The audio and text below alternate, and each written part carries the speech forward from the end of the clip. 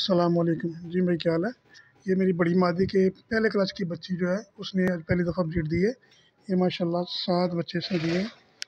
1 2 3 4 5 6 और 7। माशाल्लाह ये हेल्दी और एक्टिव है। और नीचे ये ब्रीडर नर बैठा हुआ है। माशाल्लाह ऊपर ये बच्चे बैठे हुए हैं और इस तरफ ये बड़ी मादी जो है वो बैठी हुई है। और नीचे ये मादी इसके बच्चे हैं। इससे नीचे भी एक बड़ी मादी है, उसके बच्चे माशाल्लाह ये है। और एक ही मादी नीचे बैठी हुई है। ये भी पहले क्लास की बड़ी मादी की बेटी है और माशाल्लाह रौनक लगी हुई है।